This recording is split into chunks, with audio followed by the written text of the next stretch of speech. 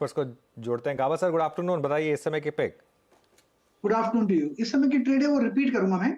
Show मैंने quick single में दिया था LTIM, LNT माइंट्री। उसका टारगेट था 5200, वो अचीव हो गया, लेकिन अब यहाँ पर एक फ्रेश ट्रेड बनता है। अब ट्रेड कर रहा है 5200 के आसपास, स्टॉप होगा 5170। नेक्स्ट टेक्निकल टारगेट 5250 के बने, मेरे ख्याल से वहां तक जाना चाहिए। LTIM 5250, ओके, 5250 के लिए एक मौका LTI माइंट्री में।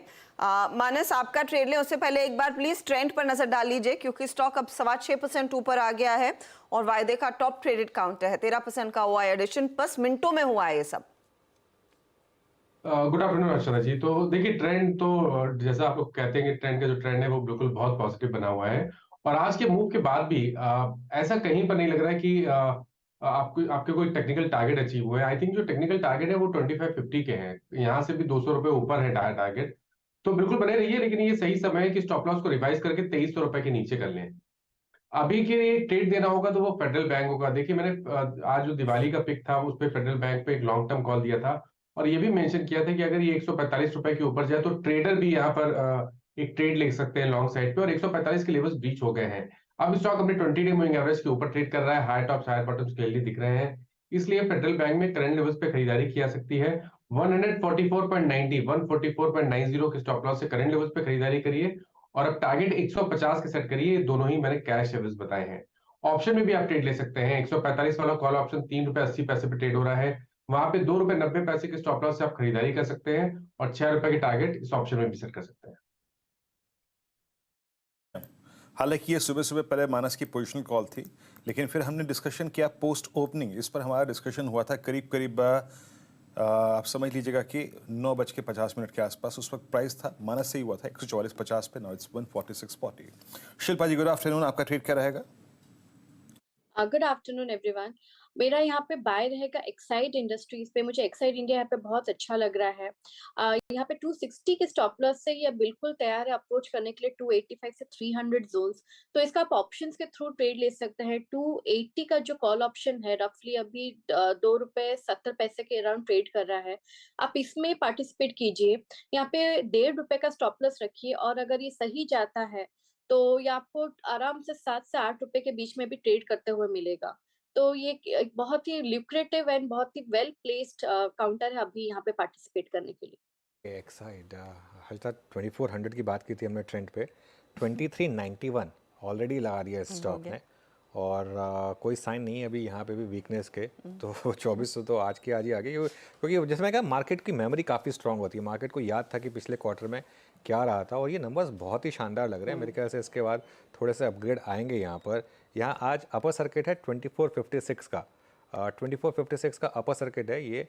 अब 2400 तो आ गया ये, अब शायद ये वहाँ तक भी चला जाए एक बार के लिए। जिस तरीके का मोमेंटम है, लोग हरी में है इसको लेने के लिए इस समय यहाँ पर। बहती जी, गुड आफ्टरनून, आपके पिक। Good afternoon Anuj ji, good afternoon Harshita ma'am, good afternoon Viren ji. Anuj ji, मेरी आज की पिक रहेगी SBI में खरीदारी की सलाह रहेगी। कल की गिरावट के बाद आज हम देख रहे हैं अच्छा पुल बैक SBI में देखने मिल रहा है, और एक रिवर्सल शायद प्ले हो सकता है। यहाँ पे स्टॉक अपने 220 वहाँ पे आज भी सपोर्ट लेकर वहीं से बाउंस बैक दिया है, तो खरीदारी की सलाह है। SBI में 572 का एक स्टॉप लॉस लगाना है। जो फर्स्ट टारगेट है उसके 587 एंड सेकंड टारगेट 592 के लिए इसमें पोजीशन बनाई जा सकती है। ओके, चलिए मयूरेश को भी जोड़ लेते हैं एक बार। मयूरेश, गुड आफ्टरनून, आपकी पिक लें इससे पहले एक बार ट्रेंड पे व्यू दीजिए। 2400 अब यहाँ पर। आफ्टरनून अनुज जी, आफ्टरनून हर्षद जी। नहीं है वन आउटस्टैंडिंग पोर्टफोलियो स्टॉक का, तो मुझे लगता है आई थिंक अगर आप नतीजे देखें और ये जो फर्स्ट हाफ के नतीजे हैं पूरे वित्त वर्ष के लिए, पिछले वर्ष टॉप लाइन ग्रोथ 8000 करोड़ की हुई थी, ये बार 5700 करोड़ की टॉप लाइन ग्रोथ हुई है। तो सेकंड हाफ में जो फेस्टिव सीजन है वो थर्ड क्वार्टर में आने वाला है जी। तो अगर हम एक सिंपल मैथमेटिक्स लगाए तो बिल्कुल मुमकिन है कि 10,000 करोड़ एक्सीड कर लें। दूसरा हम देखें जो इनकी प्रॉफिटेबिलिटी है, पिछले वर्ष की प्रॉफिटेबिलिटी पूरे साल की 554 करोड़ थी। They are already at 450 crore, which means EPS for the whole year last year was around 400 rupees. आज उन्होंने फर्स्ट हाफ में ईपीएस क्रॉस कर लिया है, 39 रुपीस से 439 का पोस्ट किया है। तो मुझे लगता है आई थिंक जो वेस्ट साइड है जो 60% रेवेन्यू कंट्रीब्यूट करता है, ज़ूडियो 40%, जो वेस्ट साइड के इबिट मार्जिन से 11 से 12%, एसएसजी ग्रोथ 40% के ऊपर और आरओआईसी 25% के ऊपर, आई थिंक ये प्योरली एक अर्निंग्स ड्राइवर होगा। And let's not forget Zudio, I think 400-500 stores add करने की इच्छा है ये वर्ष में, 7% के EBIT मार्जिन से, बहुत ज्यादा डेट बैलेंस शीट पे है ही नहीं, और इसलिए return ratio should on a consolidated basis also, including Zara, including their outlet Star Bazaar, should probably offset a part of it, but कहीं ना कहीं आई थिंक अर्निंग ग्रोथ जबरदस्त रहेगी, तो मुझे लगता है जबरदस्त नंबर्स हैं, मोमेंटम ये स्टॉक को बिल्कुल बरकरार है। अब